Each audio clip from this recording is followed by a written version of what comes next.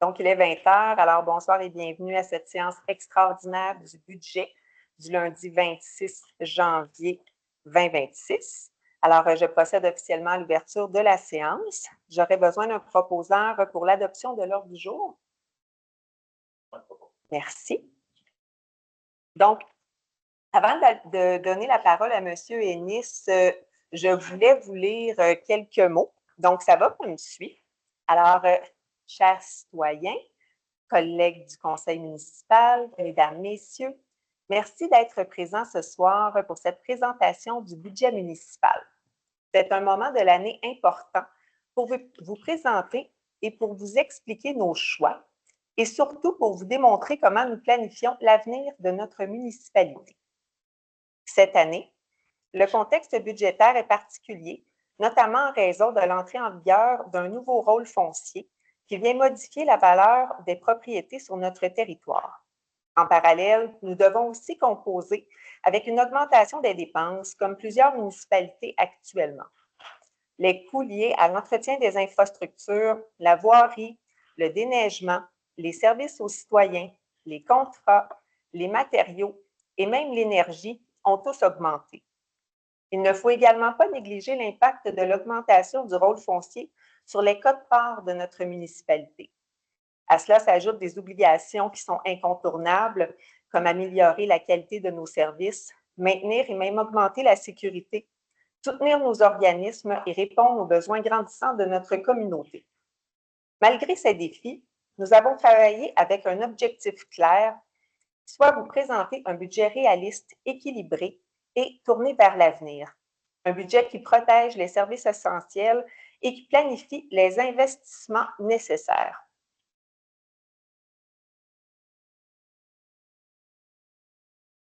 Je tiens à vous le préciser, une hausse de l'évaluation foncière ne signifie pas systématiquement une hausse équivalente de votre compte de taxes, mais cela demande des ajustements, de l'équilibre et une gestion rigoureuse pour répartir le plus équitablement possible la pression des dépenses à l'aide des outils à notre disposition. Ce soir, nous allons donc vous expliquer les grandes orientations, les postes principaux des dépenses et l'impact du nouveau rôle foncier sur la taxation, de la façon la plus simple et la plus claire possible. Je vous remercie à l'avance pour votre écoute et votre intérêt.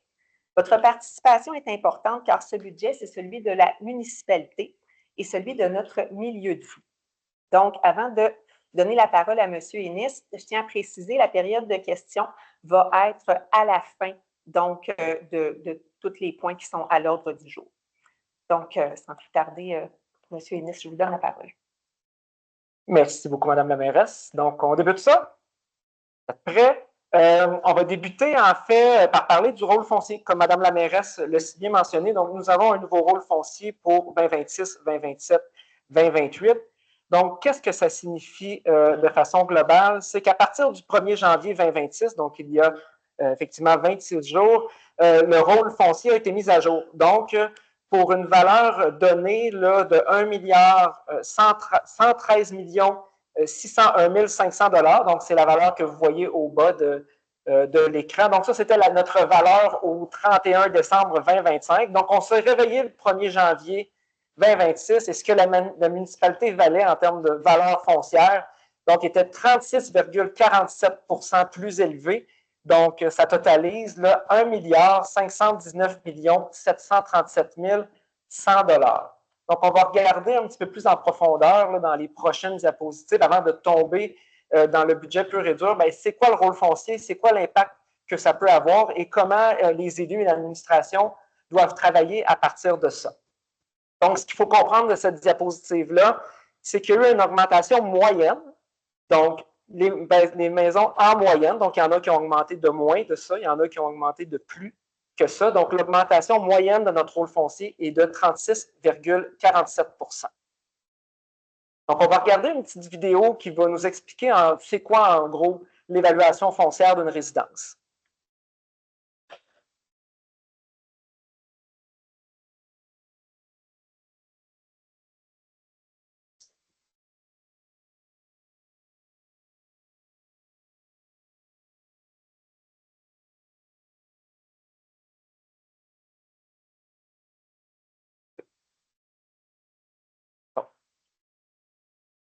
Excusez-moi.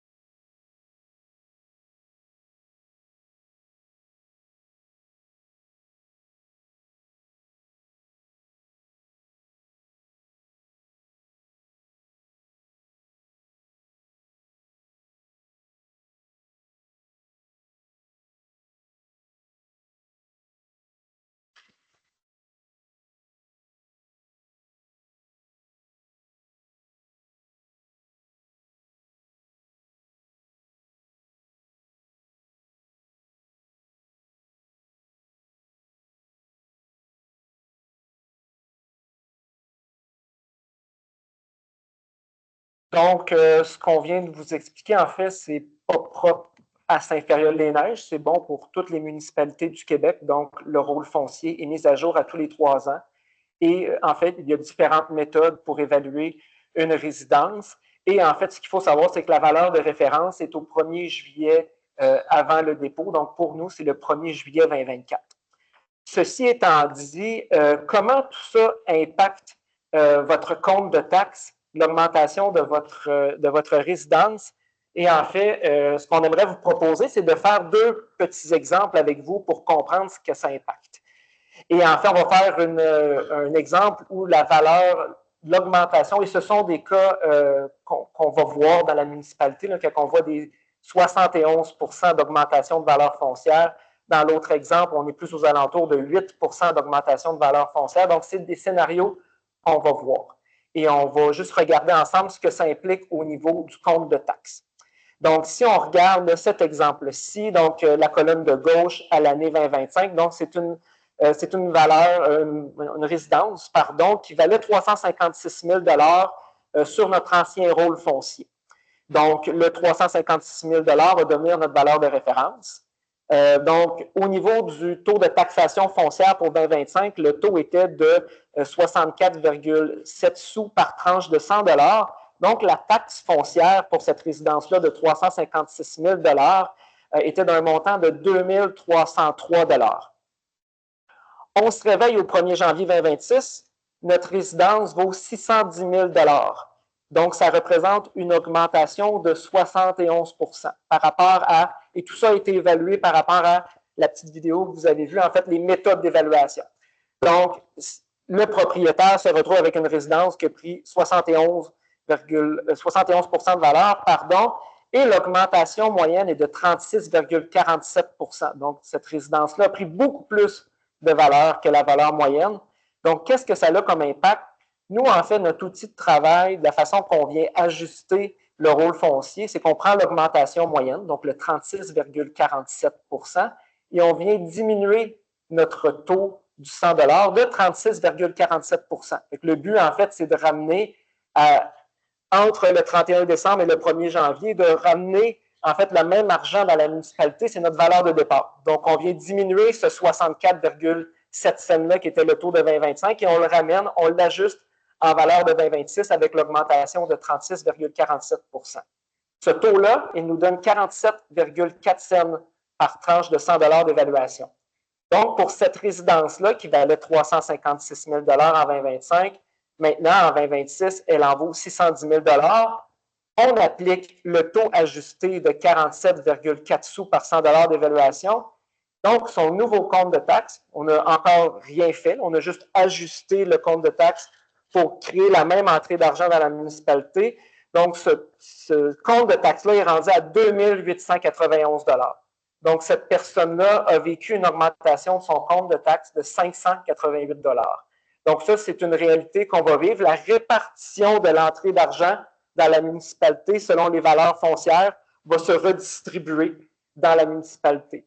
Ce qui explique ça, c'est qu'il y a des gens qui ont des valeurs qui sont très éloignées du 36,47 %, qui est la moyenne. Donc, il y a des gens qui sont très élevés et des gens qui sont beaucoup plus bas. Puis à travers tout ça, bien, nous, on a un taux de taxation qu'on peut utiliser, qui est notre taux de taxation pour toutes les résidences. Donc, il faut l'abaisser du taux moyen et on repart de ça pour 2026.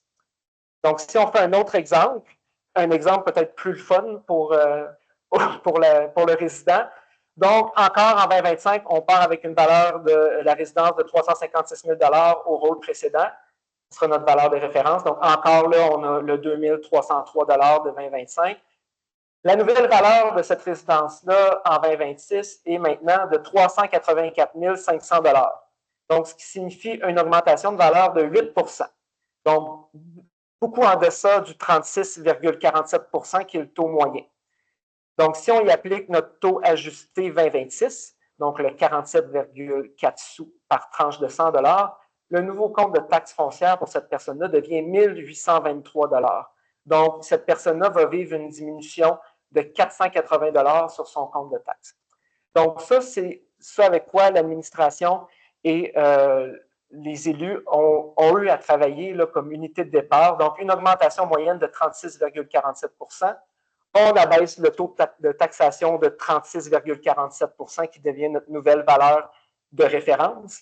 Et c'est à partir de ça qu'on a travaillé. Donc, on est très conscient que selon les augmentations des valeurs foncières, bien, il y aura une répartition qui va se refaire dans la municipalité là, selon les augmentations que vous avez vécues au niveau de votre résidence. Si jamais vous ne connaissez pas la nouvelle valeur foncière de votre résidence, ou si jamais ça vous intéresse de le savoir avant d'avoir votre compte de taxe en février, sachez que nous avons une plateforme qui s'appelle Voilà, qui vous permet, en vous inscrivant, d'avoir accès à votre nouvelle valeur foncière. Donc, si jamais ça vous intéresse, là, vous pouvez soit nous appeler à la municipalité ou soit aller sur notre site Internet. Vous allez avoir toutes les informations là, pour pouvoir vous connecter à la plateforme et vous aurez accès à votre nouvelle valeur foncière là, avant de recevoir votre compte de taxe là, dans la 3e semaine de février. Donc, c'est le petit bloc rôle foncier qu'on tenait à vous présenter pour vous expliquer la situation là, pour 2026. Donc, si on saute dans le vif du sujet au niveau des prévisions budgétaires 2026, donc la municipalité a un budget de fonctionnement 2026 de 11 584 700 $. Donc, ça représente une augmentation de 9,26 % par rapport à 2025.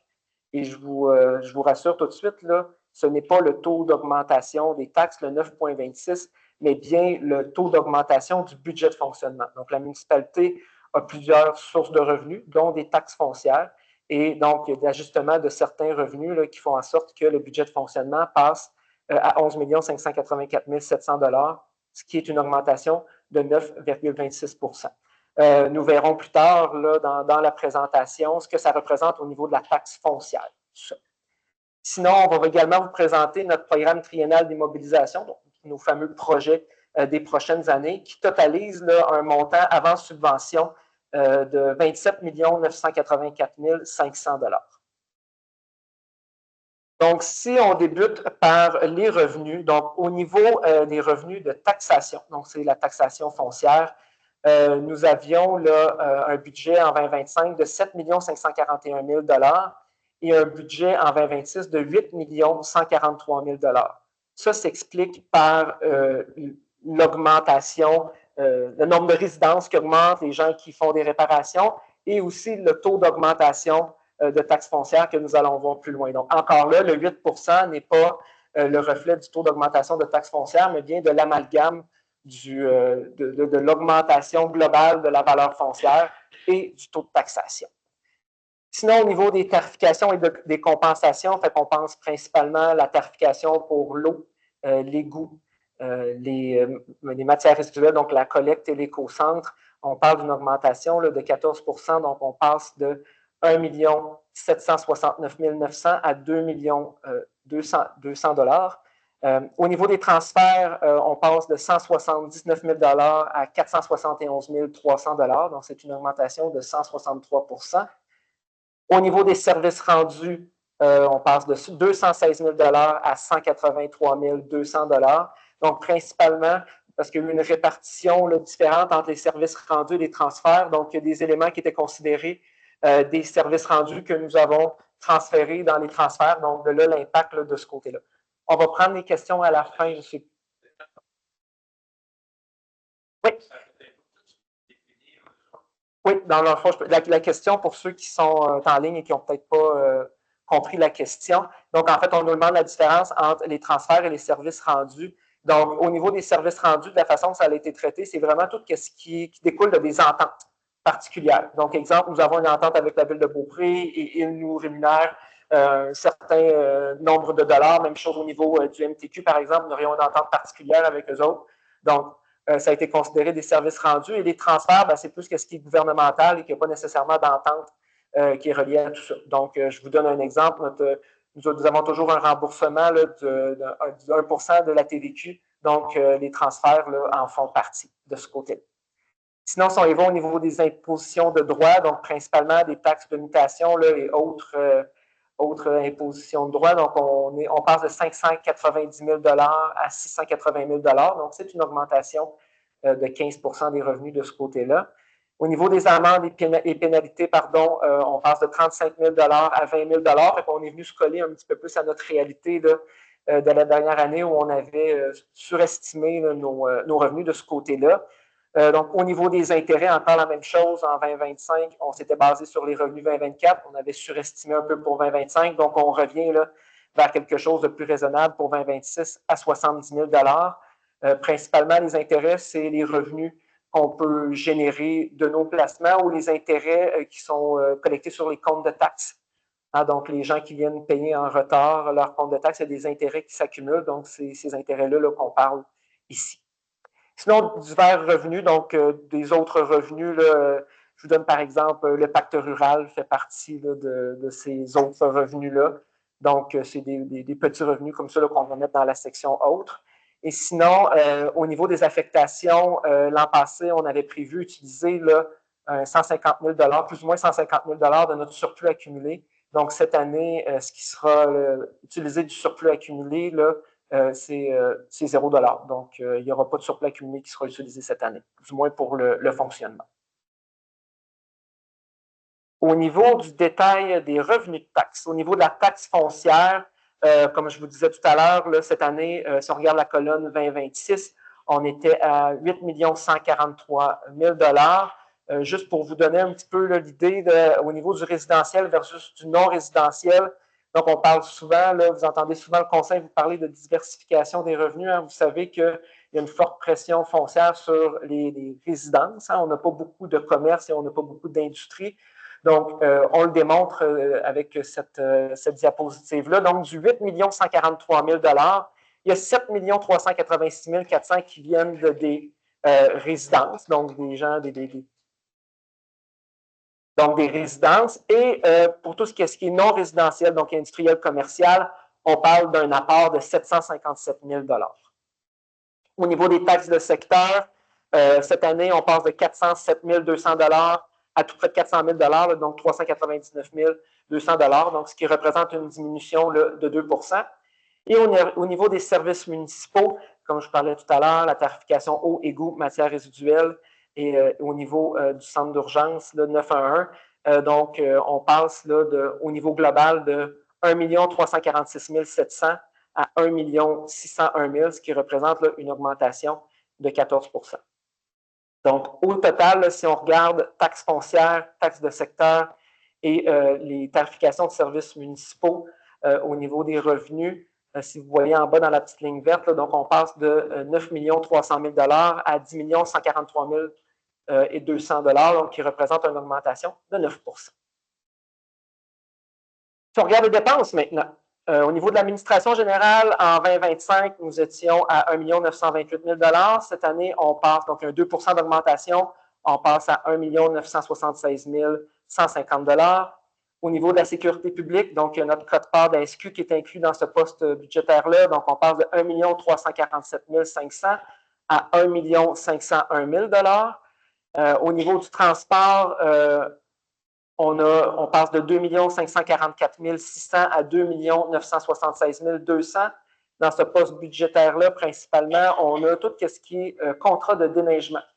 Vous savez que notre contrat de déneigement datait de 5 ans, donc pré-pandémie.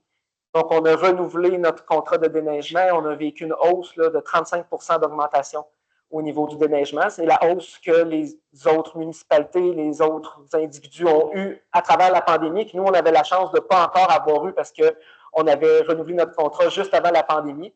Donc, tout ça nous a rattrapé là, cette année. Donc, à partir de la saison estivale 2025, donc, qui vient de débuter, on est sur un niveau de contrat de déneigement là, où on a vécu un 35 d'augmentation de ce côté-là. L'hygiène du milieu, donc on passe de 1 251 829 à 1 537 000. Donc, ce qui est inclus dans ça, c'est toutes les quotes-parts au niveau de l'usine d'épuration à Beaupré. Vous savez qu'on est en copropriété avec Sainte-Anne-de-Beaupré, Saint-Joachim, Beaupré. Oui, merci. J'ai un petit 2 minutes. Donc, ça fait principalement, là, vous allez voir, lorsqu'on va passer la partie tarification, il y a quand même eu des augmentations assez significatives de ce côté-là. Sinon, au niveau de la santé et bien-être, c'est principalement nos quotes-parts à l'OMH, donc un 3 d'augmentation de ce côté-là. On passe de 5 000 $ à 5 150 $. Au niveau de l'urbanisme et du développement économique, on a une diminution de ce côté-là. Donc, on passe de 764 000 $ à 734 600 $. Pardon. Au niveau des loisirs et culture, donc, on passe de 908 800 $ à 1 029 000 $, principalement reliés au camp de jour. Donc, nous avons quand même des coûts qui ont explosé au niveau du camp de jour et de la main-d'œuvre. Et au niveau des frais de financement, encore là, une augmentation. Les taux d'intérêt ont augmenté. Donc, on a passé de 496 500 à 603 800 $, là, qui représente une augmentation de 22 pour les frais d'intérêt. Donc, tout ça là, nous apporte un total pour 2026 de 10 362 900 au niveau des dépenses, qui représente là, un 12 Et au niveau du remboursement en capital sur la dette à long terme, on a eu une petite diminution. On a eu moins de règlements d'emprunt l'année dernière. Là. Donc, on a eu on a la chance d'avoir diminué notre dette. Là. Donc, on est à 1 107 800 de ce côté-là. Donc, c'est plutôt du maintien là, avec une petite diminution de 1 %. Donc, ce qui nous ramène là, sur un total là, en 2026 des dépenses de 11 470 700 $, donc en augmentation de 11 %. En rafale, dans les dépenses, là, je vous parlais des quotes-parts, donc on vous les présente ici de façon plus détaillée. Oh, ça ne tente plus. Ah, il est revenu. Au niveau de la MRC, donc on passe d'une quote-part de 691 000, plus ou moins 691 000 à plus ou moins 716 000 $. Tu peux me donner ton micro?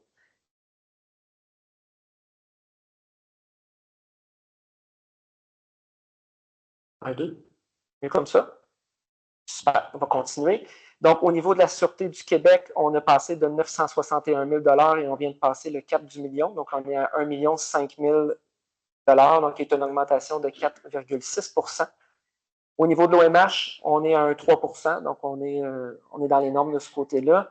Au niveau de la communauté métropolitaine de Québec, donc la CMQ, on passe de 48 500 $ à 53 700 $, donc ça représente une augmentation de 10 %.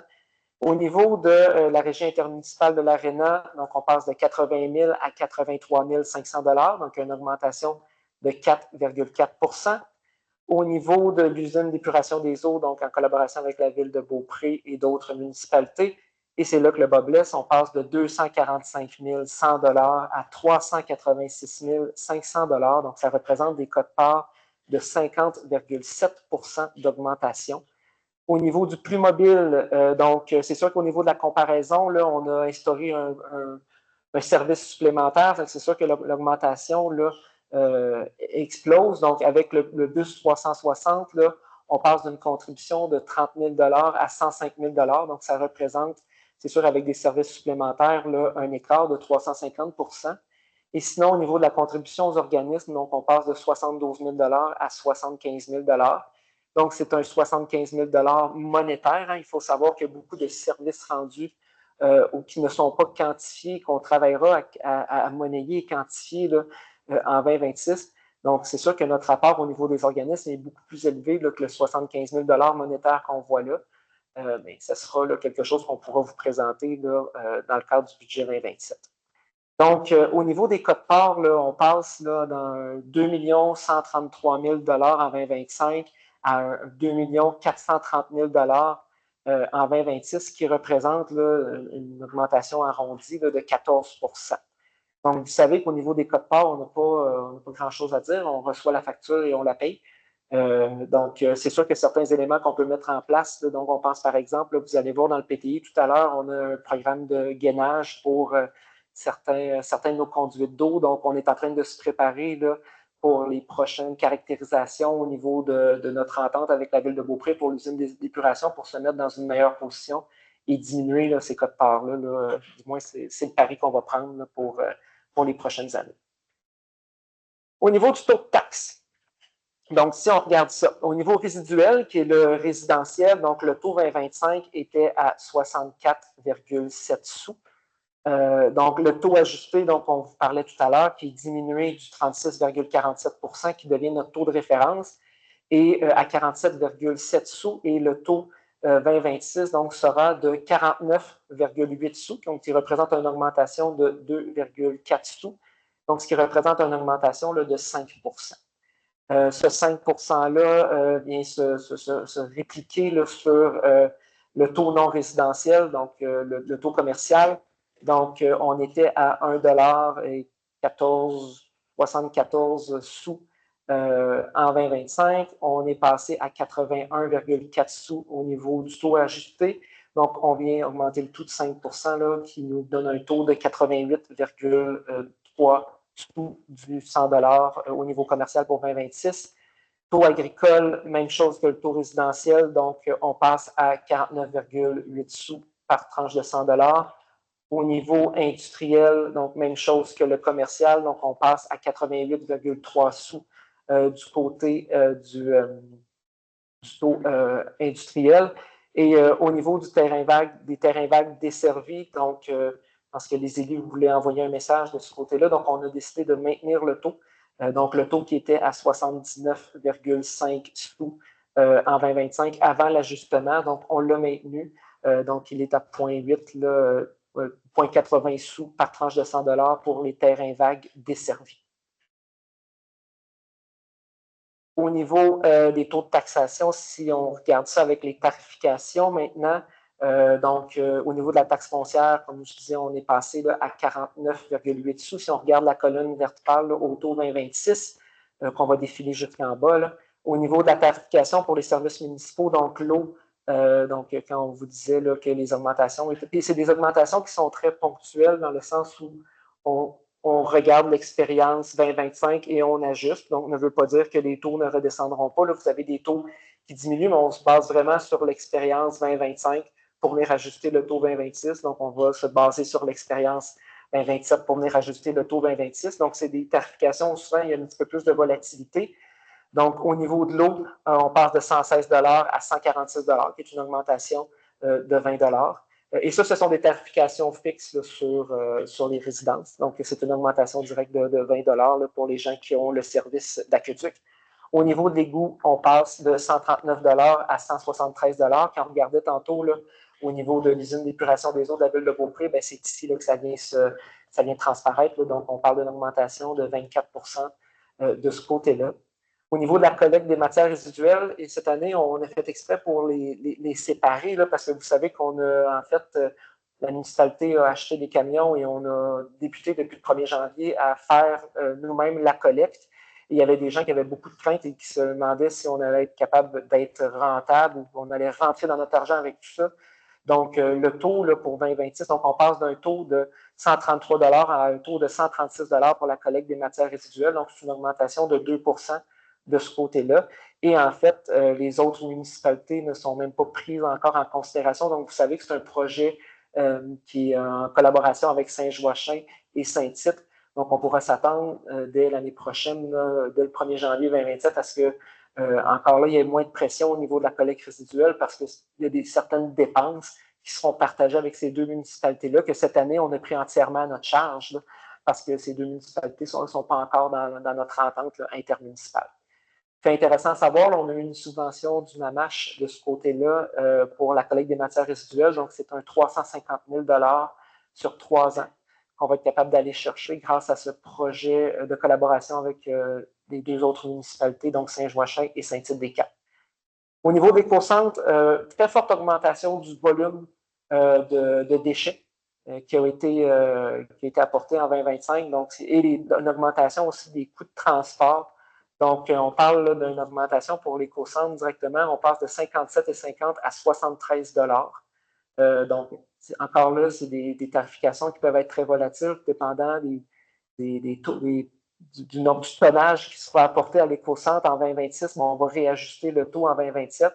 Mais on a eu une très forte augmentation là, par rapport à 2024 là, au niveau de l'augmentation du tonnage là, à l'éco-centre. Sinon, les taxes de secteur, c'est en fait, là, puis vous allez le voir dans l'exemple de compte de taxes qu'on va faire par la suite, c'est une taxe qui n'est pas, c'est un taux moyen, ce n'est pas tout le monde qui a des taxes de secteur. Donc, on voulait juste le mettre à cet endroit-là, a quand même diminué de 2 là, de ce côté-là en moyenne.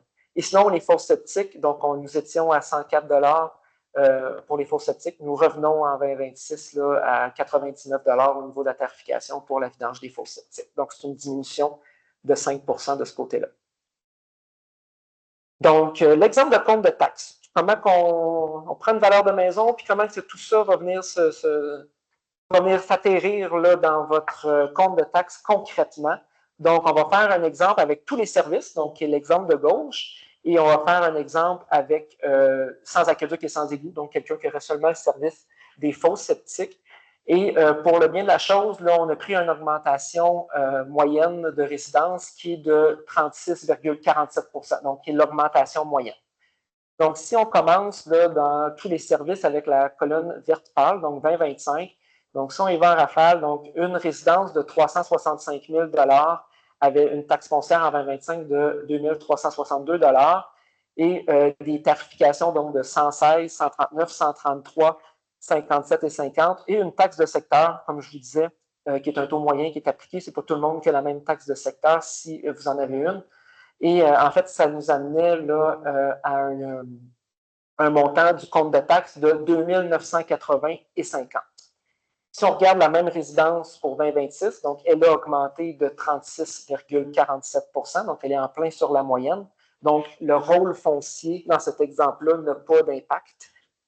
Donc, la nouvelle valeur de la résidence est de 498 000 donc on parle d'une taxe foncière de 2 480 de la tarification d'aqueduc de 146 celle d'égout de 173 de la collecte d'ordures à 136 de l'éco-centre à 73 et d'une taxe de secteur à 170. Donc, le total du compte de taxe dans cet exemple-là passerait à 3 178 ce qui représente une augmentation là, de 197,50 Dans un exemple, sans aqueduc et sans égout, donc quelqu'un qui aurait son propre puits et seulement la fosse septique là, qui est vidangée par la municipalité selon le fait que ce soit une résidence principale ou une résidence secondaire. Donc, si on regarde le compte de taxe 2025 en vert pâle, donc la même résidence valait 365 000 donc on avait les mêmes taxes foncières hein, de 2 362 donc, la tarification au niveau de la collecte d'ordures de 163 le montant pour l'éco-centre de 57,50 et la vidange de fosses septiques qui est à 104 en 2025. Donc, ça faisait un compte de taxe de 2 656,50 Si on regarde en 2026 comment ça se traduit, donc la résidence passe à 498 000 donc on parle d'une taxe foncière de 2 480 la collecte d'ordures à 136, l'éco-centre à 73, la fosse septique à 99.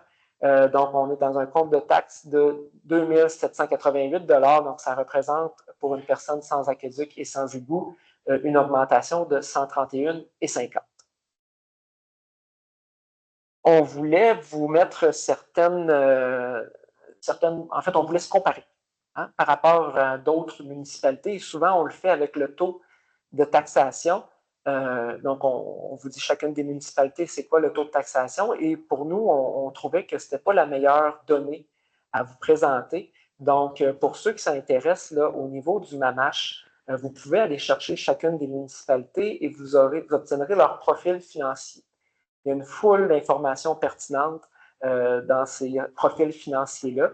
Donc, c'est ce qu'on est allé chercher, les profils financiers de chacune des municipalités de la MRC de la Côte-de-Beaupré.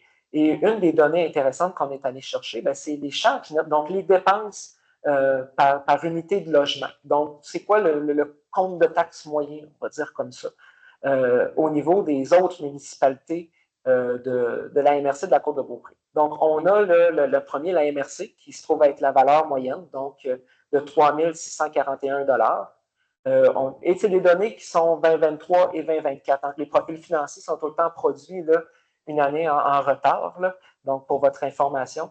Donc, si je reprends, au niveau de Saint-Tite-des-Caps, on est dans des dépenses moyennes par unité de logement à 1 947 à Saint-Période-les-Neiges, on est à 2 330 donc un petit peu plus élevé que Saint-Tite-des-Caps.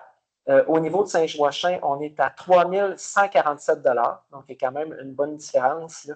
Au niveau de Beaupré, on est à 4 160 Au niveau de Sainte-Anne-de-Beaupré, on est à 4 466 À Château-Richer, on est à 2 966 À l'Ange-Gardien, 3 724 et à Bois-Châtel, 5 373. Donc, si vous regardez le graphique, la ligne jaune, ça représente la moyenne. Et la ligne verte, ça représente Saint-Carole-des-Neiges. Donc, on n'est pas en train de vous dire que les taxes vont augmenter de 1 000 $ dans les prochaines années. Ce n'est pas ça du tout. Mais en fait, je pense que c'est très sain de se comparer. Et malgré les augmentations qu'on vous présente aujourd'hui, ce qu'on veut vous représenter, c'est qu'on est quand même, la charge par unité de logement est quand même assez faible par rapport à nos comparables au niveau de la MRC de ce côté-là. Même chose au niveau de la masse salariale, on l'entend souvent, c'est une question que j'ai eue, moi ça fait 1 an que je suis en poste et on me parle souvent des embauches qu'il y a eu dans le passé et ce que ça allait créer au niveau de la masse salariale. Donc, on a fait la même chose, on est parti du profil financier qui sont disponibles sur le site du MAMACH et on est allé sortir en fait le pourcentage de la rémunération, et c'est la rémunération globale sur les dépenses, donc les chèques. Donc, pour Saint-Tite-des-Caps, ça représente les salaires. La rémunération globale, ça représente 24 des dépenses. Pour Saint-Périol, on est à 27 Pour Saint-Joachim, on est à 22 Pour Beaupré, on est à 33 Pour Sainte-Anne, on est à 28 Pour Château-Richer, on est à 30 Pour l'Ange-Gardien, on est à 15 et pour Bois-Châtel, on est à 28 Ce qui peut expliquer des données comme l'Ange-Gardien ou Saint-Joachim, par exemple, c'est que souvent, ces municipalités-là vont avoir des ententes avec d'autres municipalités. Donc, par exemple, l'Ange-Gardien qui a des ententes avec Bois-Châtel, ce qui fait en sorte que, oui, il paye une certaine quote-part ou un certain montant, mais ce n'est pas considéré comme une rémunération à proprement parler. Donc, ce qu'on voulait vous démontrer, c'est oui, en fait, il y a eu une augmentation dans les dernières années au niveau de la masse salariale par rapport à nos charges, mais on se trouve quand même en milieu de peloton au niveau des autres villes, des autres villes et municipalités de la MRC.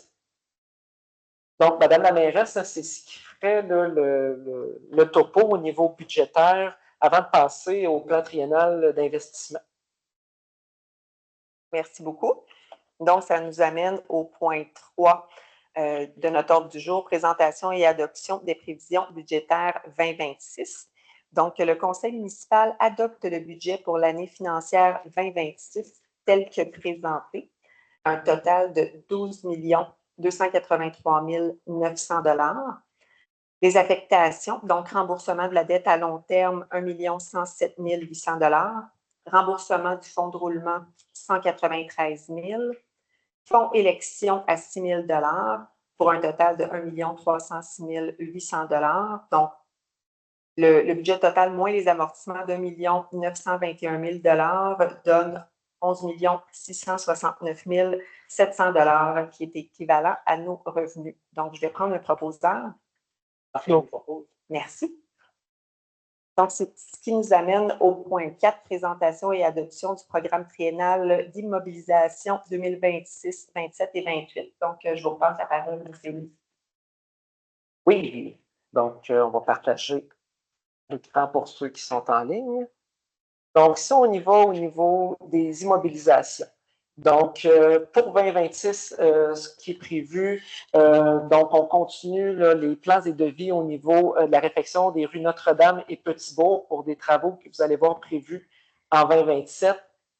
Certains services professionnels pour le pont Antoine-Bélanger. Pour ceux qui se posent la question, le pont Antoine-Bélanger est celui à l'entrée de la municipalité. Donc, le MTQ là, est à évaluer là, la réfection de ce pont-là, et ce qui fait en sorte là, que ça amène certains services professionnels de notre côté. Sinon, il y a certains travaux, donc nous sommes en planification de certains travaux sur la rue Touchette. Sinon, on a reporté là, un PTI qui était prévu en 2025, donc avec ce qui se passe à la refonte présentement, nous aurons la chance de commencer là, à regarder tout ce qui est le lien de mobilité au cœur villageois. Donc, on le nomme lien mobilité parce qu'on ne sait pas encore est-ce que ça sera un trottoir, est-ce que ça sera un lien multifonctionnel, est-ce que. Bref, on a des études là, à pousser de ce côté-là là, avant de vous parler de la solution. Sinon, on a des réfections prévues au niveau du rang Saint-Nicolas. Donc, ce montant-là prévoit les plans et devis pour tout le rang Saint-Nicolas et une partie en réfection qui sera fait en régie interne. Sinon, on parle d'acquisition de divers équipements d'incendie, donc des remplacements de bunkers et des achats au niveau là, des cylindres. Sinon, on parle de gainage de conduite. Donc, encore là, ça comprend les plans et devis pour tout ce qu'il y a à faire en termes de gainage et certains travaux de ce côté-là qui sont, eux, subventionnables, soit dit en passant.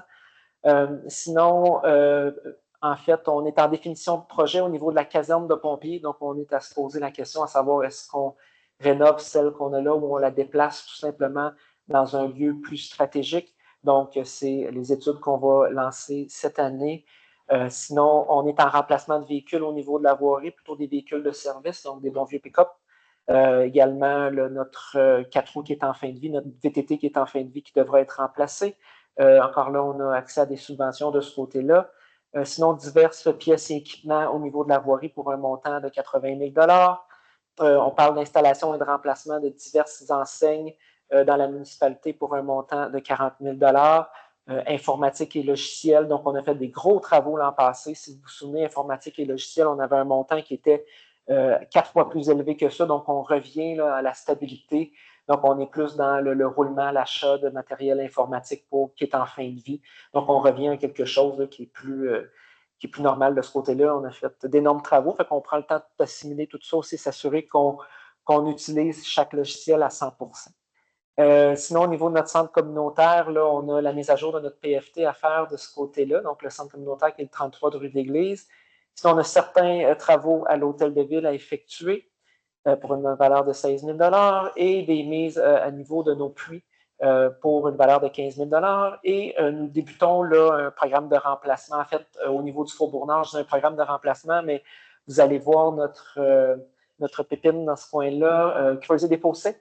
Donc, on est rendu au Faubourg-Nord, donc il y aura des travaux qui devront être faits dans les prochaines années là, pour s'assurer que les fossés sont bien excavés et que l'écoulement des eaux se fait de la bonne façon de ce côté-là. Et par le fait, là, nous allons en profiter pour remplacer des ponceaux qui sont en fin de vie. Donc, on continue pour 2026, certaines acquisitions de mobilier pour un montant de 12 500 $. Donc, attachez-vous pas trop aux chaises sur lesquelles vous êtes assis. Il y en a plusieurs qui sont en fin de vie. On se demande si vous allez passer jusqu'à la fin de la soirée être capable de rester assis. Donc, il y aura certains remplacements de ce côté-là. Sinon, certains achats au niveau des loisirs, donc pour un montant de 1 500 $. Un chapiteau qui est en fin de vie, là, donc qu'on doit changer pour un montant de 20 000 divers travaux au centre communautaire en termes de sécurité, donc l'ajout de puces électroniques là, et de certaines caméras pour un montant de 10 000 des acquisitions pour le terrain de tennis d'un montant de 15 000 les aménagements de terrain de pétanque pour un montant de 25 000 donc on parle de deux sites. et l'acquisition de terrains divers. Donc, c'est une enveloppe qu'on se garde là, pour faire certaines acquisitions de terrain si jamais il y a une opportunité qui se présente là, de ce côté-là. Donc, tout ça là, pour un montant de 184 000 plus le 4 123 000 que je vous ai présenté dans la slide précédente, qui nous amène à un 4 307 000 pour 2026. Si on regarde 2027, une augmentation des dépenses, donc je vous rassure, tout ça est lié à certaines subventions. Donc, il y a des projets qu'on vous présente aujourd'hui. Donc, si on n'obtient pas les subventions, ben, c'est sûr qu'il y a des bonnes chances, puis ça appartiendra au conseil de prendre cette décision-là, mais qu'on n'ait pas d'avance si on n'a pas ces subventions-là. Donc, je vous ai fait un petit tableau résumé à la fin de ce côté-là. Donc, si on y va en rafale, ben, la réfection de la rue Notre-Dame, donc d'une hauteur de 5 millions de dollars. Réfection de la rue des Campanules, donc on débute là, avec les plans et devis pour un 20 000 Pont Antoine-Bélanger, encore, on est dans des services professionnels là, pour accompagner le MTQ dans leurs études. Sinon, on a la fameuse acquisition du balai à rue que vous avez peut-être vu dans les dernières années et qu'on repousse à tous les ans. Là.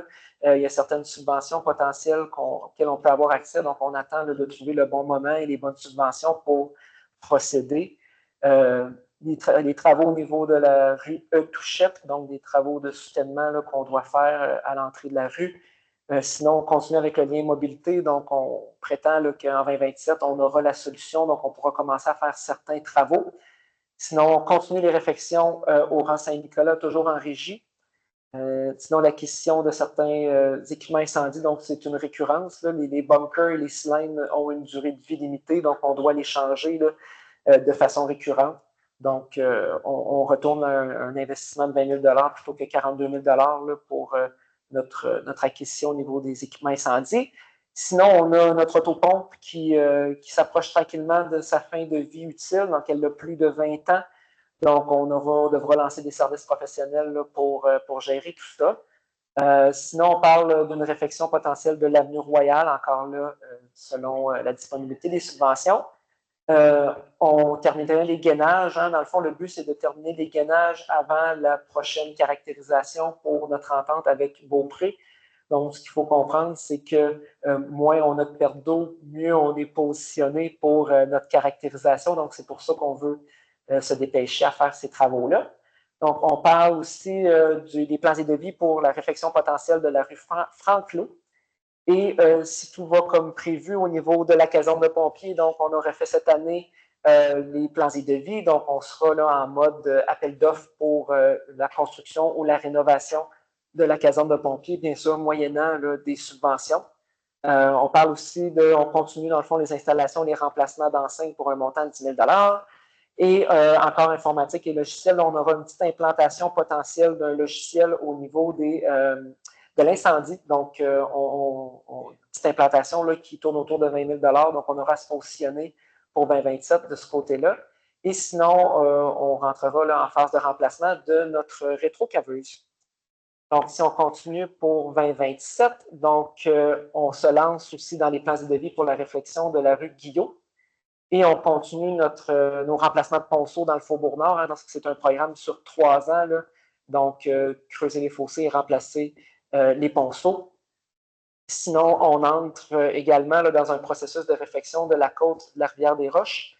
On parle d'achat de défibrillateurs également, qui est fortement subventionné par le gouvernement. Et éclairage au parc de la Sablière, donc un projet de 20 000 Et pour terminer, nous nous pencherons là, sur l'aménagement de terrains de pickleball potentiels, parce qu'on sait que l'utilisation des terrains de tennis est plus qu'à son plein potentiel. Donc, on est en train de regarder là, différentes avenues pour peut-être réutiliser là, la patinoire qui est tout près de la caserne pour voir est-ce qu'on fait des terrains de pickleball l'été à cet endroit-là. Bref, on est en train d'analyser plusieurs scénarios. Est-ce que c'est des terrains complètement ailleurs, complètement séparés? Donc, c'est quelque chose là, qu'on a dans les radars. Et pour votre information, ça, c'est les dernières choses qui sont subventionnées. Là. Je parle de l'éclairage et de l'aménagement qui peuvent être subventionnés par notre fonds de parc et terrain de verre. Donc, c'est un fonds qui est alimenté là, par les différents lotissements là, qui nous permet d'utiliser tout ça pour faire des travaux au niveau de nos parcs et de nos espaces verts. Si on regarde au niveau des immobilisations 2028, on avait entamé les plans de devis au niveau de la campanule, donc c'est en 2028 qu'on planifie faire la réfection. Au niveau du pont Antoine Bélanger, c'est un montant qui est très préliminaire, mais on aura des travaux de raccordement à faire là, avec la ville de Beaupré si cette entente-là se concrétise. Donc, pour faire une histoire courte, le but, c'est d'avoir une certaine forme de redondance au niveau de l'eau. Hein, vous savez, on a entendu beaucoup parler de l'eau dans les derniers mois, dans les dernières années. On est dans une situation qui n'est pas problématique, mais si jamais il arrive quelque chose, on va avoir une certaine forme de redondance. Donc, la réflexion qu'on avait, c'était de se connecter, de faire une entente et de se connecter à Beaupré. Donc, si jamais il arrive quoi que ce soit, bon, au moins, on sait qu'on est capable d'alimenter une bonne partie du secteur villégiature de la municipalité avec de l'eau de Beaupré en attendant qu'on soit capable là, de faire les réflexions nécessaires de notre côté. Donc, c'est un montant qui est très préliminaire de ce côté-là. Là, tout est à définir. Mais il faut quand même se garder une enveloppe là, si jamais on décide d'aller de l'avant avec cette mitigation-là. Sinon, on continue là, les travaux au niveau du lien mobilité active. Donc, il y a encore un 200 000 qui est prévu de ce côté-là. Donc, on a encore les acquisitions au niveau incendie. Je vous disais, c'est quelque chose de récurrent. On doit être en remplacement. On a le remplacement du véhicule autopompe. Donc, encore là, il restera à voir là, comment tout ça va s'asseoir dans le temps. Mais selon l'âge qu'il a, là, nous devrons procéder là, à son remplacement si on ne trouve pas d'autres solutions. Et est-ce que cette autre solution-là peut passer par des différentes ententes intermunicipales? La réponse est oui. Donc, il y a une enveloppe qui est prévue là. Est-ce qu'il y aura quelque chose qui va se passer d'ici 2028? Probablement. Mais pour l'instant, là, cette enveloppe-là est prévue. Réflexion d'Avenue Royale continue, encore là, des subventions potentielles qu'on peut aller chercher. La réflexion de la rue Franklot, on avait débuté les plans de devis en 2027. Sinon, réflexion de rue de la Cavée pour un montant de 300 000 si on parle vraiment des plans et devis de ce côté-là.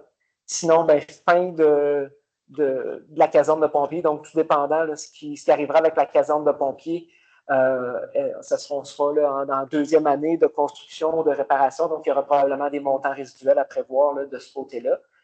Sinon, on maintient là, au niveau des installations et des enseignes, donc encore un 10 000 là, pour se garder à jour.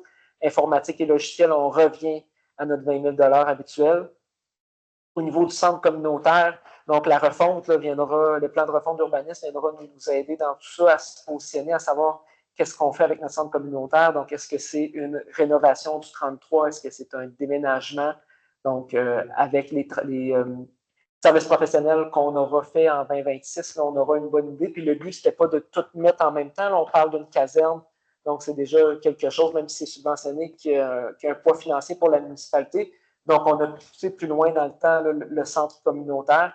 Et en fait, là, ce qu'il faut prévoir, c'est en fait peut-être que si on va vers un déplacement de la caserne potentielle, ça créera un espace potentiel pour déménager un centre communautaire. Donc, c'est tout ça qui est à prévoir. C'est un très gros jeu de Tetris. Et à travers tout ça, on a des consultations, on a une refonte qui va nous permettre de mieux se positionner. Puis ça sera aux élus là, de prendre les décisions de ce côté-là là, pour l'avenir de notre centre communautaire et de notre caserne. Sinon, on a la réflexion de la rue Guillot. Hein. Vous vous rappelez, en 2027, on va avoir fait les plans et devis, donc ça sera la réflexion en 2028. Sinon, on débute la réflexion de la rue de Lille, donc ce sera les plans et devis pour 2028. Et on continue, là, ce sera la dernière année de notre plan de remplacement pour les ponceaux au Faubourg-Nord, donc encore un 60 000 Et on avait débuté en 2027 là, les plans et devis pour la réflexion de la côte de la Rivière-des-Roches, donc ce sera là en 2028 que ces travaux-là sont planifiés. Donc, si on regarde ça en résumé, qu'est-ce que ça donne? Parce que ça fait beaucoup de noms de projets, puis beaucoup de montants, puis beaucoup d'années. Fait que si on regarde ça dans un tableau synthèse, donc si on regarde les totaux pour commencer, donc si on regarde l'année 26, on est à des investissements de 4 307 000 donc le montant en gras en bas. Pour 2027, on est à 11 567 500 et en 2028, 12 110 000 pour un total sur 3 ans de 27 984 500. Donc, ce que je vous ai proposé, là, ce que j'ai proposé au conseil, c'est en fait une estimation parce que tout n'est pas à la charge de la municipalité. Donc, au niveau de 2026, là, on a les règlements d'emprunt. Donc, ça, les règlements d'emprunt, c'est vraiment ce qu'on vient emprunter et ce qui est à la charge des contribuables. Donc, une estimation là, de 2 107 000 pour des subventions projetées de 2 100 000 une utilisation du fonds de roulement de 60 000 et une utilisation du fonds de parc et espace vert à hauteur de 40 000 Pour l'année 2027, encore là, projeté, là, donc un règlement d'emprunt ou des règlements d'emprunt à la charge des contribuables de 4 476 000 des subventions projetées de 6 714 000 une utilisation du fonds de roulement de 207 500 et du fonds parc et espace vert de 170 000 Et au niveau de 2028, donc encore là, un règlement d'emprunt à la charge des contribuables, on parle de 4 828 000 et des subventions projetées de 7 242 000 et une utilisation du fonds de roulement de 40 000 et une utilisation nulle là, du fonds parc et espace vert qui est projeté pour 2028. Donc, Mme la mairesse, ça fait le tour là, du côté de la présentation. Merci beaucoup. Donc, pour le point 4, que le conseil municipal adopte le programme triennal d'immobilisation 2026, 2027 et 2028 tel que présenté et prévoit donc des investissements totaux de 27 984 500 Je vais prendre un proposeur. Merci. Le point 5, taux de taxe 2026.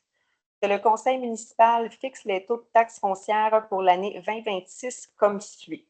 Donc, taux par 100 $ d'évaluation. Taux de taxe foncière résiduelle à 49,8 sous. Taux de taxe foncière non résidentielle à 88,3 sous. Taux de taxe foncière agricole à 49,8 sous. Taux de taxe foncière industrielle 88,3 sous. Taux de taxe terrain vague desservi à 8 sous. 80 sous. Pardon, 80 sous. Je prends un proposeur. Simon Rodin propose. Merci. Le point 6, adoption du règlement 26-912 modifiant le règlement 18-746 relatif à la gestion des déchets. Que le conseil municipal adopte le règlement numéro 26-912 modifiant le règlement numéro 18-746 relatif à la gestion des déchets. Ce règlement fait partie intégrante des présentes comme s'il était retranscrit au long. Je vais prendre un proposeur. Claude Leclerc propose. Merci, M. Leclerc. Point 7, adoption du règlement 26-913 modifiant le règlement 94-315 établissant un tarif de compensation pour les services d'aqueduc et d'égouts. Que le conseil municipal adopte le règlement numéro 26-913 modifiant le règlement numéro 94-315 modifiant un tarif de compensation pour les services d'aqueduc et d'égouts. Ce règlement fait partie intégrante des présentes comme s'il était retranscrit au long. Je vais prendre un proposeur. Merci. C'est ce qui nous amène au point 8, la période de questions. Donc, si vous avez des questions, merci de venir au micro vous présenter. Donc, toute question sur ce qui vient d'être présenté ce soir sera la bienvenue. Jean-Guy Couture, la rue des Carouges.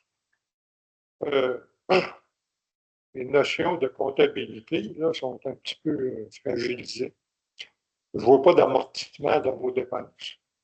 Où sont-là? Ils sont là? Oui. 1 921 000 Ah.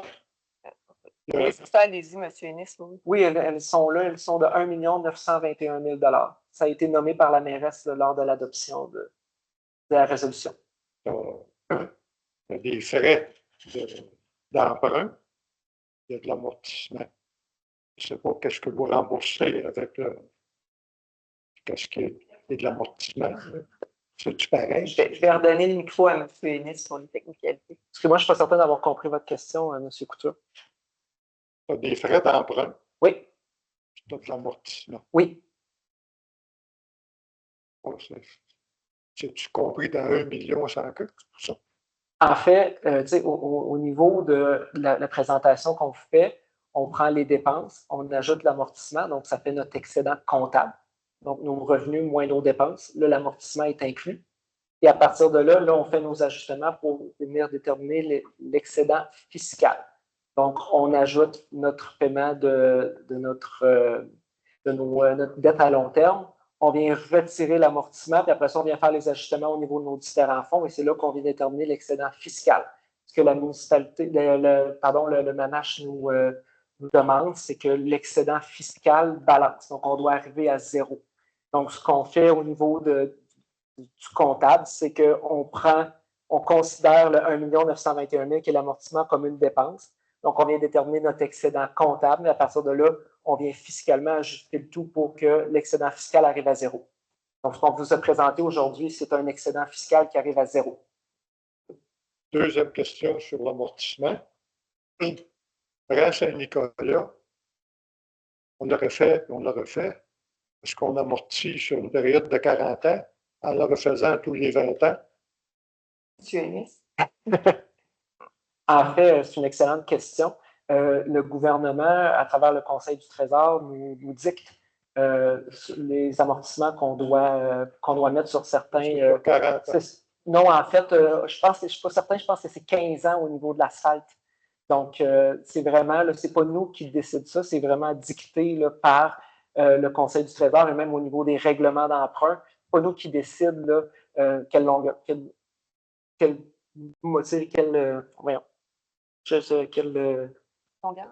longueur, quelle période, merci, il commence à être tard. Quelle période on met, c'est vraiment dicté par le Conseil du Trésor. Fait que de ce côté-là, et à ma connaissance, je n'ai pas regardé tous les règlements d'emprunt qui sont en vigueur pour savoir s'il y a encore des règlements d'emprunt qui sont sur de l'asphaltage durant Saint-Nicolas. Il faudrait que je valide, que je pourrais vous revenir, mais je ne crois pas, à ma connaissance, qu'on soit encore en train de payer pour quelque chose qu'on va refaire, qu'on crée une bonne balloune, comme on appelle. Là. Parce que Martin, l'ancien comptable, il disait qu'il fallait qu'il diminue l'amortissement, les temps d'amortissement, parce qu'on est obligé de refaire plus vite, étant donné qu'on faisait moins bien. C'est sûr que dans un contexte où c'est moins bien fait, on peut créer cette situation-là. Je peux faire la validation, là, à ma connaissance, la réponse est non, mais ça vaut la peine de faire un petit tour de roue de ce côté-là pour s'assurer qu'on ne crée pas de ballon. Merci.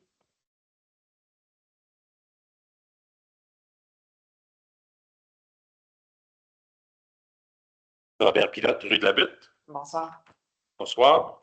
Par rapport au loisir, le dossier de la piscine, est-ce qu'il y a, je ne sais pas s'il y a une entente, est-ce qu'il y a des provisions, est-ce que vous pouvez nous donner une petite mise à jour?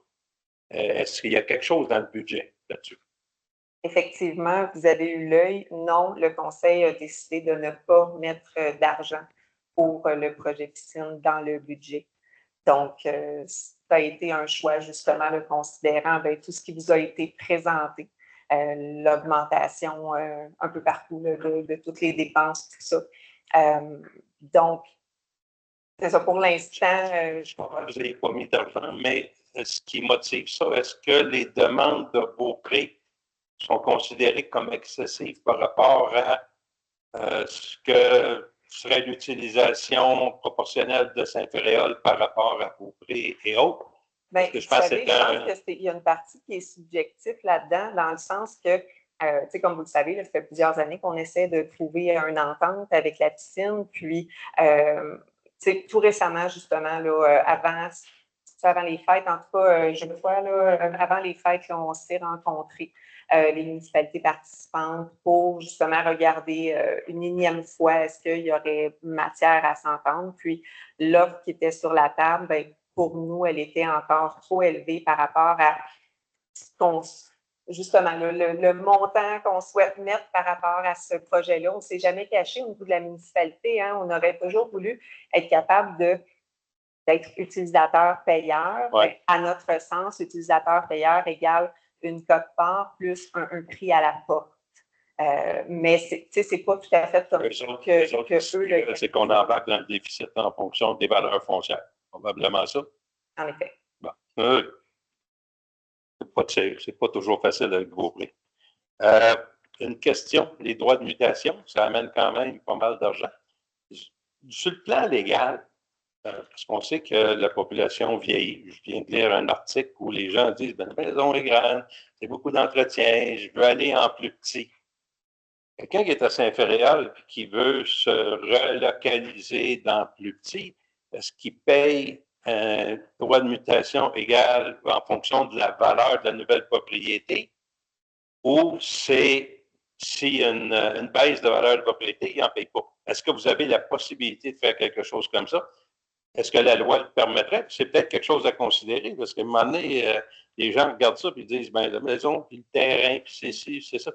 On est tanné de ça, on aimerait mieux aller en location. On sait qu'il y en a des projets de location peut-être qui s'en viennent, qui pourraient être intéressants. Ben, peut-être que ça serait une motivation pour ces gens-là qui ont adopté Saint-Péréol de rester à Saint-Péréol. Pour ma part, j'ai déjà lu quelque chose aussi en lien avec ça, mais je n'ai pas la réponse à votre question. Je ne suis pas assez, je veux dire, calée là, dans ce sujet-là. Peut-être, M. Ennis, je ne sais pas si vous l'avez. Premièrement, je ne suis pas certain de comprendre la question. J'ai une propriété, à moins de 8 millions. Oui. Elle est trop grande, je suis tanné. Je vais avoir plus petit, mais j'aimerais rester à Saint-Péréol. Je vends ma maison, puis je rachète une plus petite. Oui. Mais là, si je paye le droit de mutation sur la plus petite, j'ai déjà payé mes taxes, mes droits de bienvenue, toutes ces choses-là. Je me dis, est-ce qu'il y a quelque chose qui serait possible de par la loi pour quelqu'un qui est déjà résident?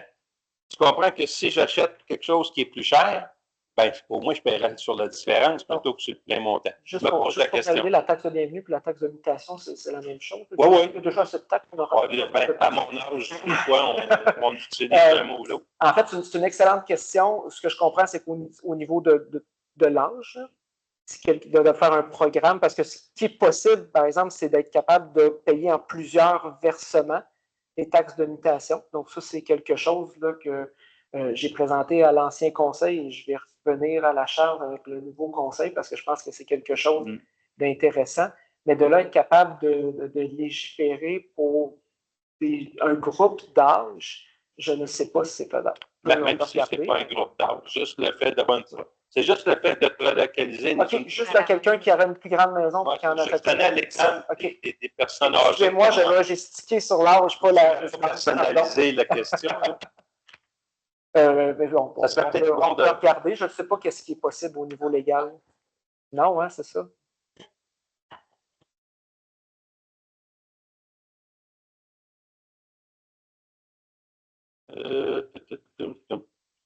Usine d'épuration. On parle de gainage.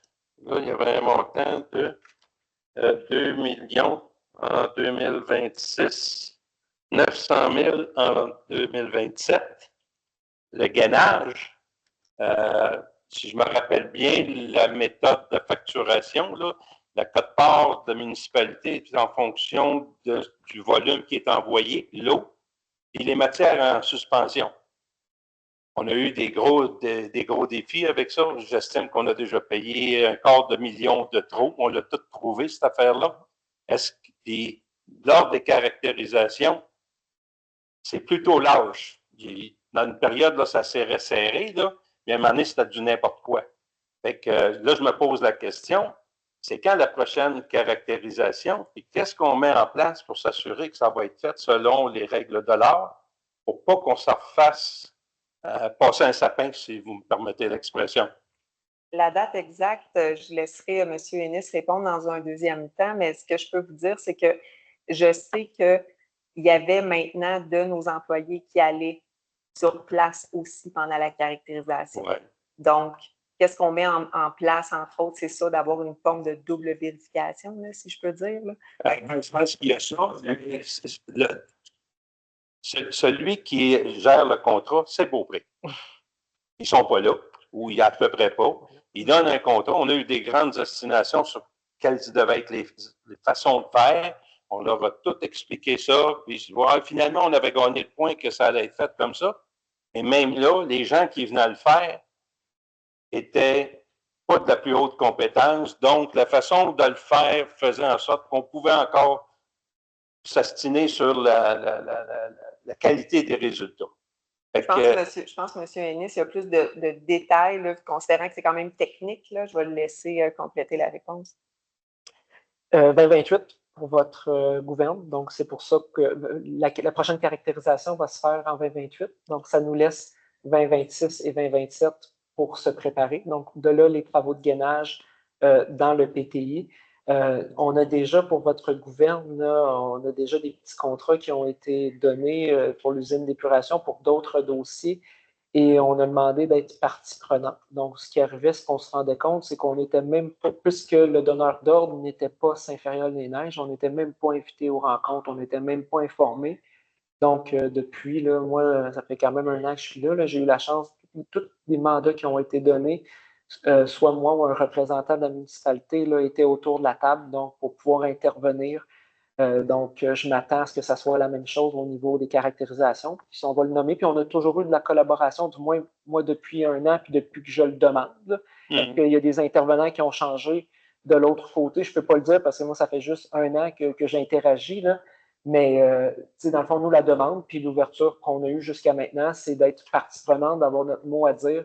Donc, c'est ce qu'on va continuer à faire au niveau des caractérisations de ce côté-là, là. Donc, c'est pas pour rien qu'on se prépare, là. On le sait que c'est la façon que le contrat est monté aussi, que le résiduel est payé par Beaupré, c'est quelque chose qu'on regarde et qu'on challenge aussi. Donc, présentement, je dirais que tout est sur la table là, pour l'usine d'épuration, même voir est-ce qu'on pourrait réouvrir le contrat là, puis tenter de venir mettre ça à jour parce que ça fait quand même un petit bout que ce contrat-là roule. Là. Ouais. Donc, on est là. Parce que c'est certain, quand l'usine a été construite, il y avait des évaluations, puis nous autres, on avait été très en bas de ce qui était sous-évalué. D'un autre côté, quand on regarde la façon qu'ils faisaient la caractérisation, c'était assez broche à point que peut-être que c'était pas si différent que ça. Mais là, si on fait une bonne caractérisation, on sait, moi, j'ai pas de problème à ce qu'on paye pour ce qu'on utilise. Et s'il y a eu des choses dans le temps qu'il faut corriger, j'ai pas de problème à ce que la municipalité soit un bon partenaire là-dedans. Mais je pense que c'est important. Parce que là, on parle de 3 millions pour le gainage. Le gainage, c'est pour les eaux qui rentrent dans le système d'égout. Puis je pense que c'est 25 de la facture qui est sur le volume d'eau, puis le reste, c'est matière en suspension. Fait que là, je me dis 25 puis on met 3 millions.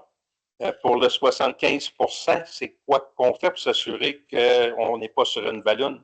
Les travaux de gainage sont subventionnables à une hauteur moyenne de 80 et de ce côté-là, le coût de revient n'est pas de 2,9 millions, là, je vous rassure. Et ce qu'il faut aussi prendre en considération, c'est que oui, il y a des infiltrations d'eau, mais il y a aussi des infiltrations de sable, des infiltrations de d'autres matières qui se ramassent dans le réseau, qui viennent impacter les données aussi. Là. OK, ouais, ça, je comprends. Mais je reviens quand même que la caractérisation, vous allez devoir suivre ça de très, très près. Merci, M. Pilote. Ah, j'ai pas fini. Il y a d'autres gens qui veulent, fait que si ça ne vous dérange pas. J'étais sur ma lancée. J'ai des questions pour vous. Je reviens. Merci. Oui, bonsoir, Anne Savary, rue de Coubertin. Moi, j'ai quelques questions. Question 1. Quand vous parlez dans les immobilisations, le PTI, le lien mobilité active, cœur villageois, qu'est-ce que c'est au juste? En fait, je ne sais pas si vous vous rappelez, là, mais dans les dernières années, on a parlé de manifester l'intérêt d'avoir un trottoir au village. Puis, parallèlement à ça, le gouvernement a annoncé un projet de la route verte, une route de style multifonctionnel qui relierait là, de la capitale nationale à Saint-Siméon.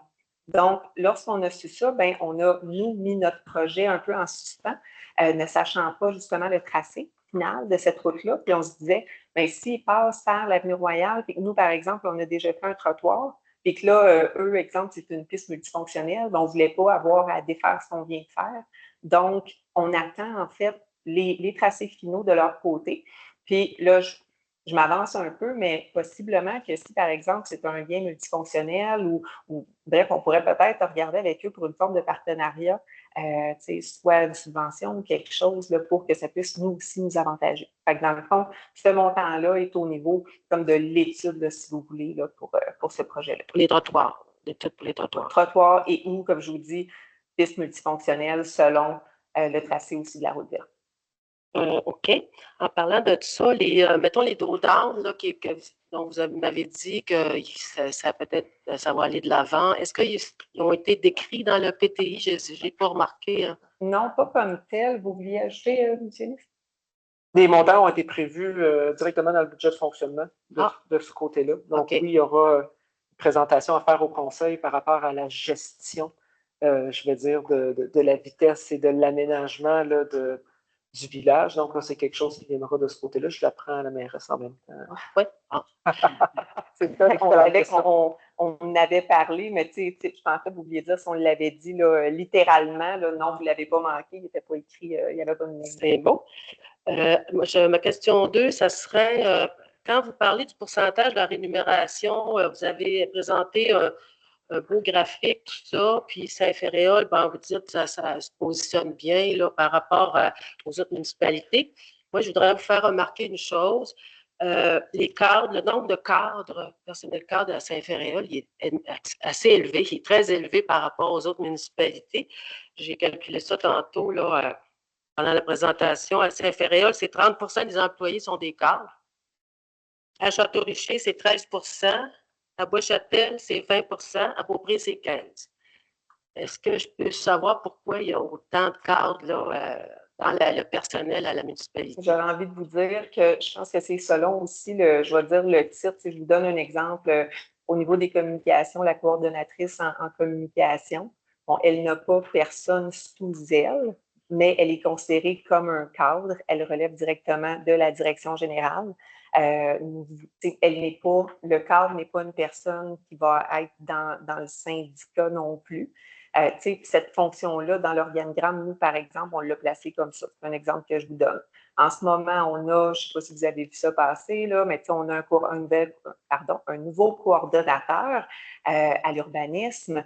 Bon, ben là, Martin Robichaud, qui est le directeur, ben là, il a été davantage affecté au niveau du chargé de projet. Donc, ce sont des postes qui ne sont pas syndiqués, qui, c'est ça, parfois vont avoir des employés sous eux, parfois non.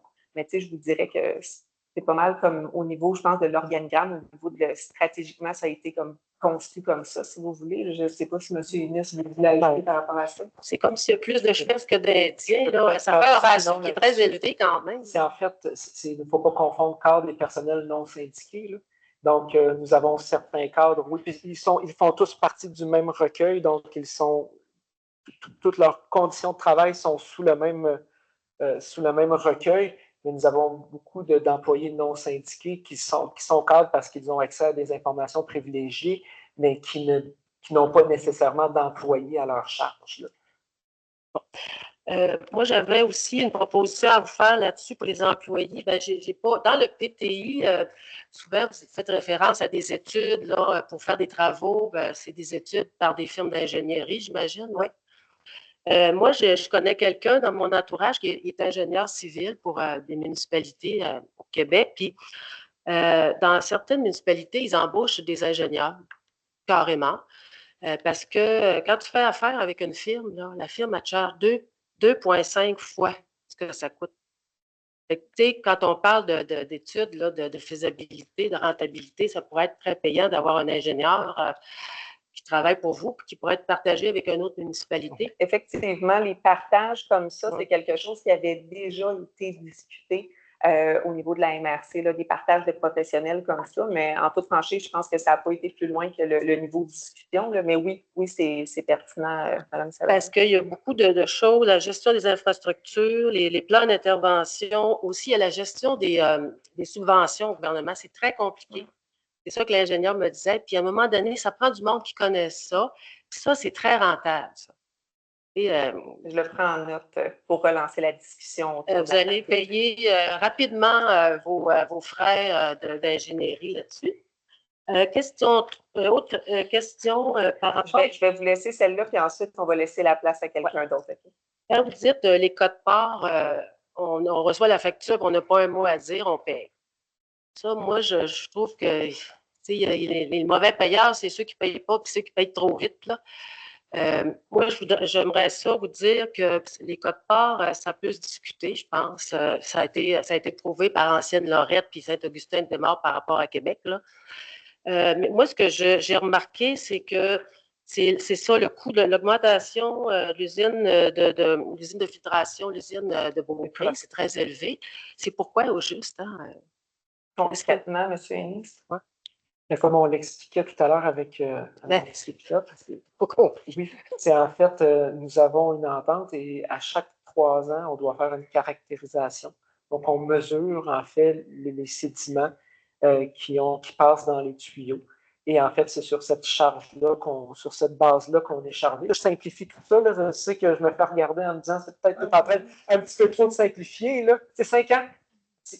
Et en fait, c'est ça. À partir de cette caractérisation-là, la façon que c'est fait, c'est que toutes les municipalités, on est capable de faire cette mesure-là et Beaupré paye le résiduel de tout ça. Donc, si c'est 100 bien, Saint-Périol paye 25, Saint-Joachim paye 25, Dans le fond, c'est pour Beaupré paye 25 et Beaupré paye le résiduel. Donc, c'est comme ça que ça fonctionne. Donc, c'est sûr que nous, au niveau des caractérisations, c'est ce qu'on mentionnait. On a certains petits éléments dans la municipalité qu'on a travaillé dans les dernières années pour corriger le tout. Et on continue de le faire, mais le nerf de la guerre, c'est vraiment la caractérisation parce que c'est ce qui nous impacte. Et là, je disais 3 ans, mais c'est pour 5 ans. Merci, messieurs.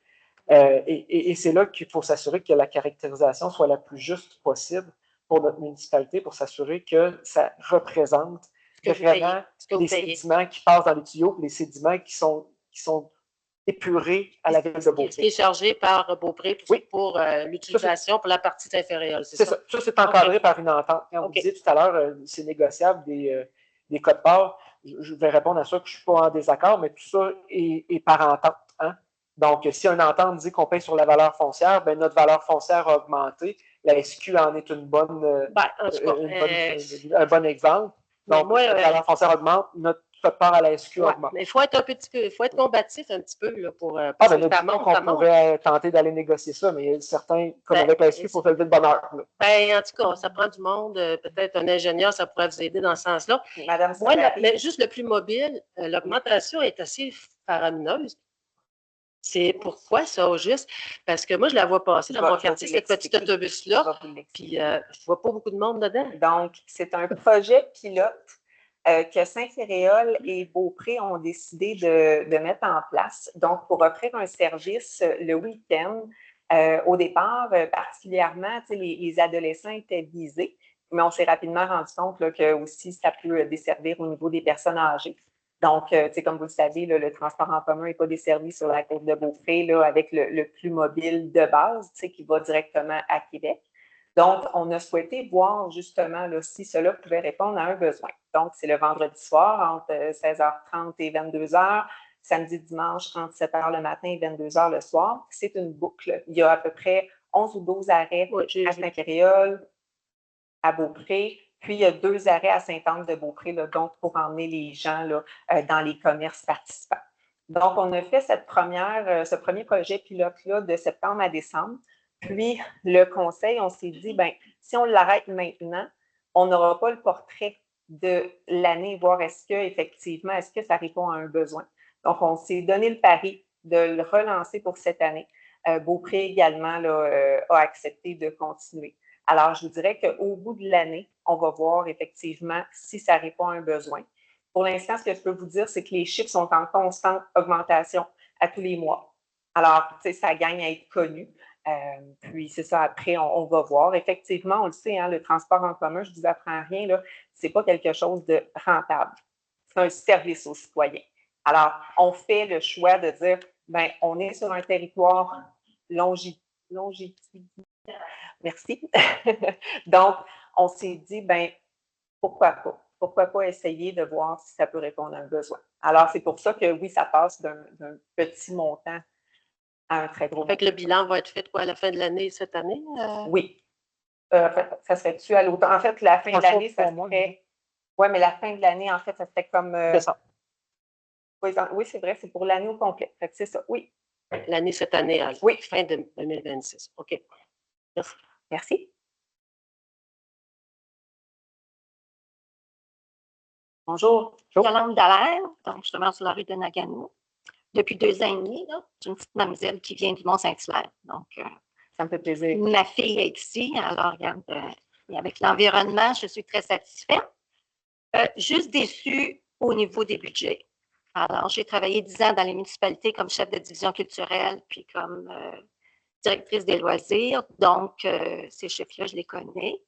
pas tous dans l'assainissement, puis dans l'eau. C'est surtout quand on perd de l'eau, ça coûte très cher à une municipalité. Fait que j'ai compris que c'est un nouveau mandat. La population de ce que je connais, là, c'était 3300, me semble. Je me suis dit, OK, On est rendu à 75. 4075. Mon Dieu, entre l'année passée ou en 2023, en tout cas, OK, parfait. On est rendu à 4000. OK. J'étais directrice des loisirs pour une municipalité de McMasterville qui est à côté de Belleuil et c'était 5500 là, dans le temps. Quelle est l'augmentation de cette année? L'augmentation des dépenses, là, c'est 9 j'ai compris. OK. Coût de la vie est de 2. OK. 2,4, oui. C'est parce que la Ville de Québec, à moins que les autres mentent, là, mais j'ai pris ça dans le journal. Il peut toujours avoir une erreur, mais entre 2, puis 3, puis 9, là, il y a quand même une grosse différence. Quelle est l'augmentation cette année du budget, là, comparativement à l'année passée? Quelle est l'augmentation au niveau de la taxe foncière? Pas sûr de comprendre la question. Non plus. Je vais laisser M. Ennis Pas sûr pour de les comprendre côtés la question. techniques. Vos exemples étaient sur 365 000, vous avez baissé ça. Bon, j'ai tout compris Le ça. taux d'augmentation moyenne du fonds de taxe, c'est 5 C'est 5 Oui. Merci. Oui. L'année passée, c'était 10 point quelque chose. L'année passée, 3,2. On avait 10 Il y en a qui 3,2 étaient ici. l'année passée. Il y avait 10 où c'était au niveau des dépenses qui était de 10 C'est ça, mais il ne faut peut-être? pas associer l'augmentation Non, des d'accord, dépenses à OK. l'augmentation du taux de taxe. OK. La population, quel est le revenu moyen ici des gens? Je n'ai pas cette donnée-là, madame. Mais ça serait important parce qu'on comprend entre les gens qui demeurent, je pense, en tout cas un petit peu plus haut, moi aussi, avec en bas et tout ça, le niveau de villégiature proche du Mont-Saint-Anne, il y a quand même une différence sûrement, là.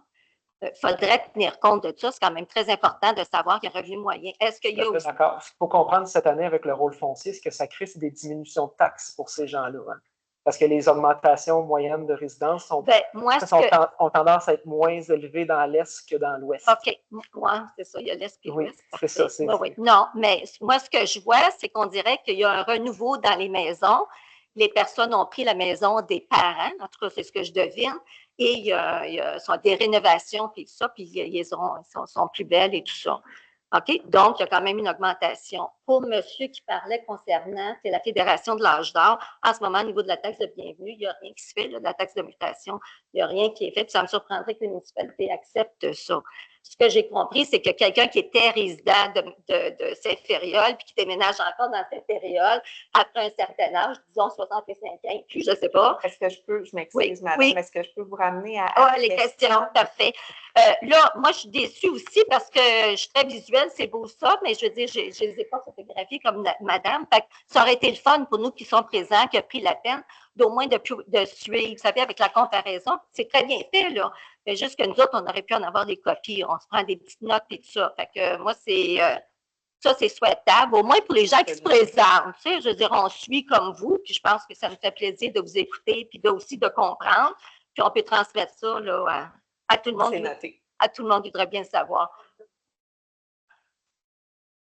Je vais vous demander d'attendre pour aller au micro après. Non, mais vous ferez du recto verso sur du papier brouillon, papier journal, ça ne me dérange pas.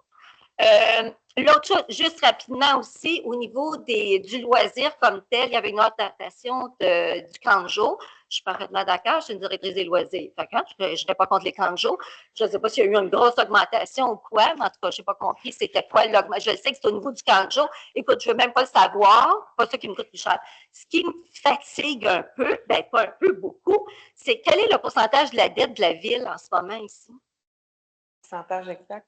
Et il me semble qu'on est à 12 %. En fait, on est très, très bas par rapport à nos comparatifs de la MRC et même du Québec. Là, on est très peu endettés. Ben, comme je répète encore, on est 3 000, 4 000, vous m'avez dit, là, maintenant, tant mieux, 4 002, 4 000, je ne sais pas quoi, mais on va dire que les bébés encore ne fournissent pas, là. Hein, on s'entend, hein, vous êtes d'accord aussi, là. Moi, je trouve que je vois les chiffres, là. J'ai travaillé à Ville d'Anjou, McMasterville, Brossard, puis je vois des chiffres qui ressemblent à je vais appeler certains de mes collègues. Je trouve que c'est élevé. Bon.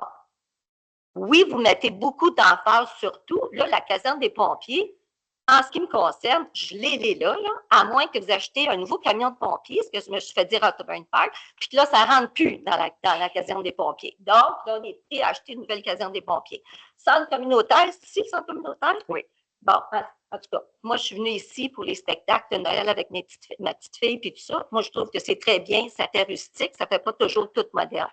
Puis je vous dis ça juste parce qu'il y a tellement de coups dans l'eau, la Sûreté du Québec, puis tout ça. Celui qui veut négocier la Sûreté du Québec, on est mieux de s'asseoir longtemps. Ce que je sais, par exemple, c'est que chacun des conseillers, Madame la mairesse, siège sur ces comités-là, hein, que ce soit au niveau de l'eau, de la Régie de l'eau, la Sûreté du Québec, etc., nommez-les tous.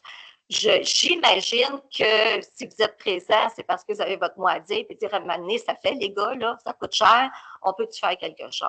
Non, vous avez raison. Si on prend l'exemple de la SQ, là, c'est davantage au niveau de la MRC, puis on a vu une présentation l'an dernier. Puis, effectivement, c'est plate à dire, mais on n'a rien à dire. Non, on se fait expliquer comment ça fonctionne, comment ça va être réparti, puis c'est la charge qu'on a. Où est-ce qu'on a un peu de pouvoir, je vous dirais, c'est d'essayer d'avoir plus de présence sur nos territoires. C'est là qu'on met la pression pour avoir davantage de voitures. C'est là qu'on met la pression. Mais au niveau purement monétaire. Je vous ai dit, mais moi, je peux vous dire qu'ils ne sont pas présents et j'ai demandé qu'ils soient présents à un moment donné. Moi, je demeure sur Nagano en face de la rue, je ne me rappelle plus comment elle s'appelle, qui s'en va vers le nouveau développement en arrière, que c'est des faux sceptiques, là, le gros développement en arrière. Il n'y a personne qui fait des arrêts. Personne. OK? Et il y a des petits-enfants qui, le matin, puis là, je ne compte pas de blague, là, je le vois, je suis dans ma fenêtre, là. Puis il y a des petits-enfants qui sont là, primaires, là, jeunes primaires qui sont là. L'autobus, il n'y a personne. Voyez-vous, là, on s'éloigne de notre. Non, on ne s'éloigne pas, madame. Je veux juste vous dire qu'on prend. J'ai vu M. Ennis le noter. C'est un peu comme ça qu'il faut fonctionner. C'est lorsque vous avez quelque chose comme ça à dénoncer, n'hésitez pas à téléphoner à la municipalité. Nous, on peut faire le pont avec eux. Ils vont venir faire de la présence. C'est ponctuel, c'est pas parfait, mais c'est quelque chose, nous, qu'on peut faire. C'est un levier. En tout cas, je veux dire, c'est parce qu'à un moment donné, il y a quelque chose qui va se passer, puis c'est parce qu'eux autres développent toujours, puis c'est toujours c'est pas juste le résident qui n'arrête pas parce qu'il est tanné de faire ses stops à partir de l'avenue Royale qui se range que là, puis dans le retour, la même affaire. C'est toutes les compagnies, vous savez, les camions, puis tout ça, qui s'en vont développer en arrière par rapport aux maisons. Et moi, je trouve ça excessivement dangereux. Fait qu'il y a un S, là, puis ils font le S. Ils ne font pas des deux arrêts, ils font le S. Je ne sais pas si c'est clair, mais Coubertin puis Nagano, ça, je suis sûr, puis l'autre, je ne sais plus comment il s'appelle en affaire. Sarajevo, je parle. Oui, exactement. Ah, c'est ça, OK. Écoutez, les autres, je trouve que c'est malheureux. Je trouve qu'on devrait avoir le droit au prochain conseil de ville. Moi, si je reçois les papiers, pour pouvoir poser les autres questions en ce qui concerne l'endettement de la ville et tout ça. Madame la greffière me souffle que dès demain matin, vous allez pouvoir les retrouver là, sur le site de la municipalité. OK. Ah, parfait. Excellent. C'est bon. Merci beaucoup.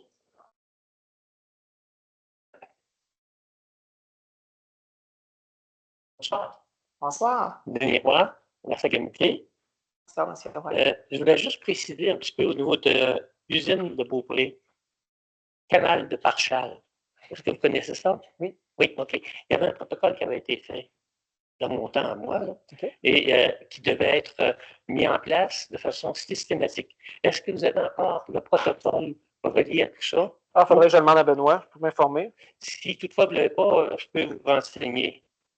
J'ai travaillé là-dedans, ça. Ouais. Oui, hein? Puis André, là, je ne sais pas si tu te souviens, Ouais. c'est lui qui l'avait fait. Et puis, je pense qu'en le prenant, là, puis en le suivant, on n'aura pas de problème sur la quantité de déchets qui sont résiduels. OK. Merci, M. Roy. J'ai une autre question. L'éco-centre, en hiver, est-ce que vous avez prévu des budgets pour, ça va faire des dépenses, nous autres, si on s'en va à Saint-Tite pour ces déchets-là. Est-ce que dans les budgets, vous aviez prévu quelque chose pour compenser Saint-Tite? Oui, c'est ça. Oui. Les chiffres exacts, je ne sais pas, mais oui, c'est une entente qu'on a pris avec eux. Une entente, oui. Parce que je n'ai rien vu là, dans le budget là, relié à tout ça. C'est une entente qu'on a sur un an pour débuter. Ça a commencé au 1er janvier 2026, donc c'est sûr que lorsqu'on a fait le budget, on était encore au niveau des estimations, mais on a définitivement gardé un petit budget de ce côté-là. Okay, mais jusqu'à maintenant, ce qu'on entend, c'est qu'il y a des volumes, mais c'est pas... les gens sont plus en mode dépannage. Là. C'est vraiment au l'été qu'on voit les plus gros volumes. Mobile. Pour moi, c'est tout. Merci. Merci beaucoup. Bonjour, Luc Legendre dans le rang Saint-Antoine. Bonsoir, M. Legendre. J'ai vu dans le plan qu'il y avait des budgets pour le rang Saint-Nicolas. C'est excellent, là, c'est bon, il manquait d'amour là, puis pour les 3 prochaines années. Dans les dernières années, il y a eu un peu d'investissement pour Saint-Antoine puis Sainte-Marie. Est-ce que ça veut dire que dans les 3 prochaines années, il y a 0? Qu'est-ce que vous voulez dire qu'il va y avoir 0 au niveau Saint-Antoine et Sainte-Marie? En termes d'amélioration au niveau du rang Sainte-Marie et du rang Sainte-Marie, je ne sais pas, je ne connais pas par cœur. Pour l'instant, pour les 3 prochaines années, effectivement, il n'y a pas de travaux d'immobilisation. C'est sûr qu'il va y avoir des travaux de maintien, là, mais il n'y a rien de prévu pour le moment au niveau de Saint-Antoine et de Sainte-Marie pour les 3 prochaines années. On met vraiment nos énergies. Là, comme des réflexions qu'il y a eu, mettons, dans la dernière année ou dans les 2 dernières années. Ça, où on arrache tout puis on refait, Ouais. là, il n'y a rien de prévu de ce côté-là. Il n'y en a pas. Au niveau de Sainte-Marie et de Saint-Antoine pour les 3 prochaines années. On jette vraiment notre dévolu là, sur Saint-Nicolas qui en a, un peu qui en a désolant. besoin.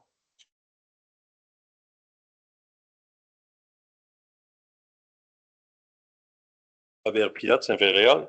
Point 6, relatif à la gestion des déchets.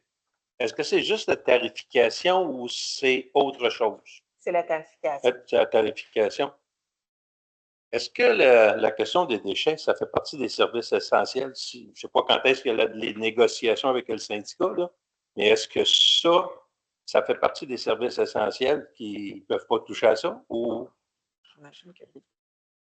Les cols bleus sont considérés pour le moment. Hein, vous savez que la loi a évolué là, dans les dernières années, mais ce qu'on a connu au niveau des cols bleus, c'est qu'ils étaient reconnus comme service essentiel. Donc, c'est nos cols bleus qui offrent le service de collecte des vidanges. Donc, jusqu'à maintenant, c'est sûr qu'il va falloir aller chercher un positionnement juridique de ce côté-là pour se préparer à la convention de toutes les éventualités. C'est beau d'avoir des chiffres, là, mais quand ça va venir, on sait qu'il y a des syndicats. On vient d'en avoir un bel exemple, là, pas trop loin, là, de syndicats qui ont décidé qu'ils voulaient y aller. Puis, à ce moment-là, on sait que c'est la municipalité qui est vraiment dans l'eau chaude. Pour votre information, là, les relations syndicales sont très bonnes. Présentement, la fin de la convention collective est au 31 décembre 2026, donc à la fin de cette année. Et on a déjà prévu là, commencer à négocier avant la fin de la convention collective. OK.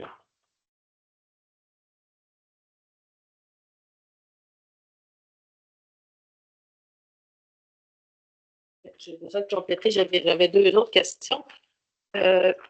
Là, dernièrement, on a parlé de possiblement 2 nouveaux développements domiciliaires. Il y avait la Pinette, puis l'autre.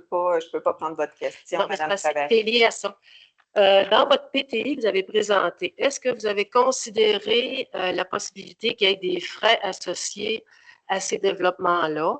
Ce serait hypothétique, mais parce que là, ça veut peut-être dire que chez l'usine d'épuration, il va falloir augmenter la capacité, recherche de nouvelles sources d'eau. À l'heure actuelle, la réponse rapide, c'est non. Non. On ne l'a pas considéré. OK, vous ne l'avez pas considéré, bien, c'est ça que je voulais savoir. Parce que ça peut être des coûts additionnels quand même, là. Ça doit rentrer dans la réflexion, je pense, là.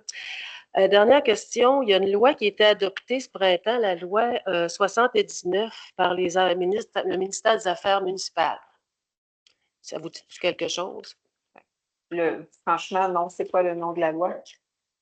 C'est la modernisation de la gestion contractuelle municipale. C'est dans l'objectif de simplifier les façons de faire, de donner des contrats de manière moins complexe. Moins d'administration. Moins d'administration. Après ça, donner des contrats, mettons, à du local facilement. Ensuite, comment est-ce qu'ils disaient ça? Ensuite, diminuer les délais par rapport au traitement des demandes. Mme Savary? Pardon? C'est quoi le lien avec ce qui a été présenté? Bien, le gain, c'est que s'ils ont mis en place cette nouvelle loi-là, il doit y avoir des avantages en monnaie financière quelque part. Là, ça doit paraître dans les façons de faire, non? Est-ce que c'est possible? Oui, ça n'a pas été encore évalué. Ça n'a pas été évalué. Mais la loi date de mars, là, mais quand même, parce que toutes les municipalités se plaignaient que c'était difficile de donner des permis, puis puis là, ils veulent simplifier. Mais là, peut-être que si on simplifie, vous allez avoir moins de tracasseries administratives, peut-être. Puis de ce que je comprends, c'est ça, c'est que ça n'a pas encore été évalué. Fait que je vous dirais à cette étape-ci, dans le fond, non, ça n'aura pas eu d'impact sur le budget qu'on présente ce soir. C'est beau. Merci. Donc, je vais prendre une dernière question. Oui, Carole Bandit. Écoutez, moi, j'aborde un peu dans le même sens que les deux dames. Vous parlez de cadre, mais le cadre, c'est un payroll. Alors, si on regarde, là, vous en avez 30, à l'ange gardien, 13, et on parle de Beaupré, 20. C'est quoi la question par rapport à ça? Ben, je trouve que c'est très cher d'avoir quand même un payroll qui est aussi élevé pour une petite municipalité de 1. Oui. Tu peux avoir un titre de cadre. Oui, bien c'est ça, là. Parce que C'est ça qu'il expliquait tantôt, là. Puis deuxième point aussi, plus mobile, là, quand on regarde les chiffres, c'est très élevé. Est-ce que c'est une voiture électrique? Ben, non, c'est une minibus. Comme un 16. Oui, je l'ai pas passé devant chez moi. Donc, ça veut dire qu'à ce moment-là, il n'y a pas une économie, c'est du pétrole, là. Ça passe sans fin. Comme je disais tout à l'heure, c'est un service. Oui, mais tu sais, des fois, là, je trouve que on est dans une période d'incertitude un peu partout. Dans la municipalité, évidemment, il y a des gens qui sont assez fortunés, il y en a d'autres qui sont moins. Alors, je pense qu'à ce moment-là, la dernière fois, il y avait des gens qui en parlaient aussi. Il faut être un petit peu plus vigilant et faire attention à certaines dépenses. Vous êtes habitant ici, vous le savez. Alors, il y a certaines choses là, qui pourraient être modifiées dans l'éventualité. Effectivement, mais là, je vous dirais, vous me parliez de vision la dernière fois qu'on s'est vu, bien ça fait partie de notre vision. Le fait de, tu sais, on parle souvent d'environnement, bien si on réussit à mettre en place un transport collectif, on va avoir moins de voitures sur les routes, de donner des services à nos citoyens, nos jeunes comme nos moins jeunes, tout le monde, ça fait partie de notre vision. Donc, j'ai envie de dire, si on n'essaie pas, on ne le saura pas. Bon, donc, beaucoup de covoiturage aussi. Là. Donc, nous, on le fait entre voisins. Oui, j'entends, mais vous êtes d'accord avec moi qu'un adolescent, il n'attendra pas le taxi. Bref, c'est une décision politique qu'on a prise. Puis, je pense que je vais parler au nom du conseil, mais on l'assume, on essaie de voir si ça peut répondre à un besoin. Comme je l'ai mentionné tout à l'heure, clairement, on le sait, c'est pas quelque chose là, de rentable. C'est un service aux citoyens. Oui, c'est ça. Vous parliez aussi d'un terrain de Pokéball. Est-ce que ça pourrait être une éventualité de faire quelque chose à l'intérieur? Pour l'instant, non, parce qu'on n'a pas d'infrastructure. Pour l'instant, qui pourrait accueillir ça. OK. Non, mais c'est parce que des fois, il y a des endroits qui sont libres, qui peuvent être utilisés. Si vous avez des bâtisses pas utilisées. En ce moment, on n'en a pas. Il y a des locations qui peuvent se faire au gymnase, par exemple. Les gens de Saint-Hérol peuvent aller ensuite. Oui. OK. C'est juste difficile qu'on a quelqu'un qui peut aller envoyer Je vous remercie beaucoup de votre participation. C'est ce qui va mettre fin là, clôture de la séance. Donc, je vais prendre un proposeur là, pour la levée de l'Assemblée. Merci beaucoup. Merci à tous de votre présence. Je vous souhaite une très belle soirée.